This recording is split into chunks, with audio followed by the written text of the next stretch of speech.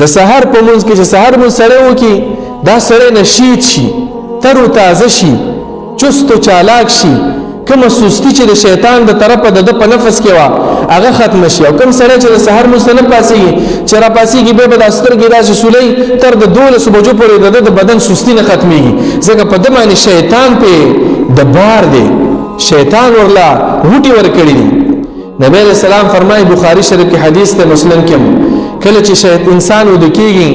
شیطان راشي او د په دې سر په خوا کې په دې څټ کې 3 غوټې د انسان له ورکړي او په شکل سي پړه د واوړي شیطان ته وسوسه وراچي چې مړ وګد شپه د وګد شه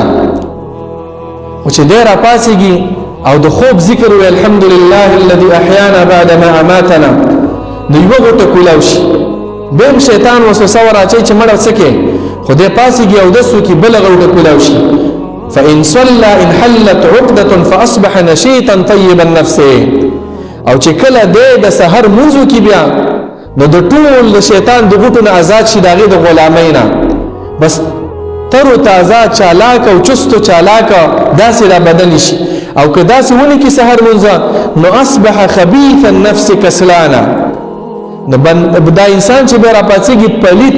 ګنده نفسي وي او سست پست عزیزان ټول ورځ داسې تیر شي نو موږ او تاسو څه غواړو چې موږ او تاسو تر او تازه یو چست او چالاک یو نیغ دارنګ ین سټایل باندې نوجوان په شانتي ک بوډا مې د سحر مونږ دیو کو طاقت به در پکې د نوجوانان وي زما عزتمندو دای بل فائدہ د دنیوي پیدا هما